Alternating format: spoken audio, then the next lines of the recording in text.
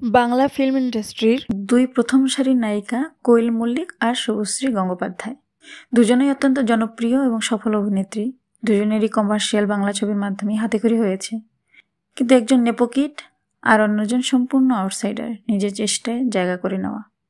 কোয়েল মল্লিক গত কয়েক বছরে নিজের স্বামীর প্রোডাকশন সংস্থার বাইরে খুব বেশি কাজ করেননি, কিন্তু শুভশ্রী তিনি নিজেকে সব লেভেলে প্রমাণ করেছেন। মাতৃত্ব, পরিবার, কেরিয়ার সব দিক সামলে দারুণভাবে কাজ করছেন। তার অভিনীত ইন্দুবালা ভাতের হোটেল, পরিণীতায় তার অভিনয় দেখবার মতো।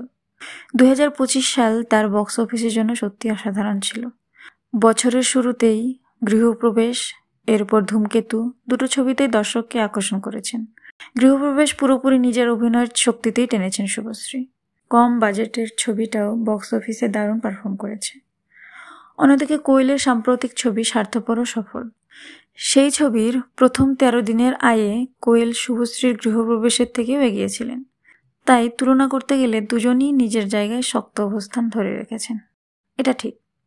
কিন্তু সোশ্যাল মিডিয়ায় ট্রোলিং শুরু হয় অন্য জায়গা থেকে।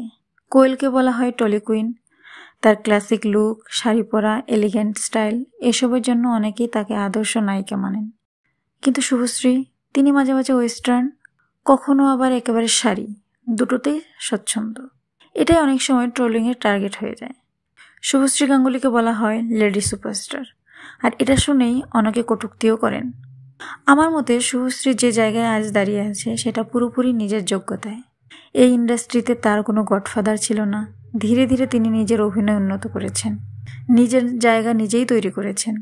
তাই আজ যখন তাকে লেডি সুপারস্টার বলা হয়, সেটা শুধুই তকমা নয়, এটা আর্নড টাইটেল। অন্যদিকে কোয়েল নিঃসন্দেহে অনেক দিন ধরে কাজ করছেন এবং দারুণ জনপ্রিয়, কিন্তু সত্যিটা এড়িয়ে যাওয়া যায় না।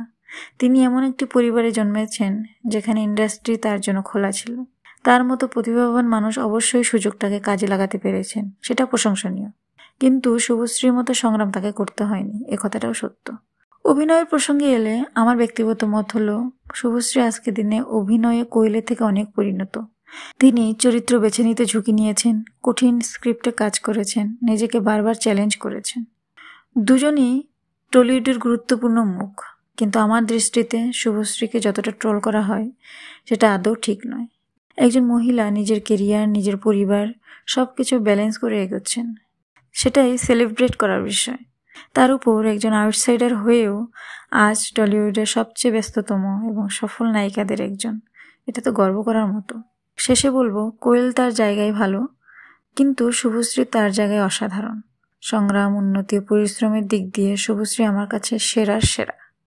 আপনাদের কি মনে হয়? কমেন্ট করে অবশ্যই জানাবেন।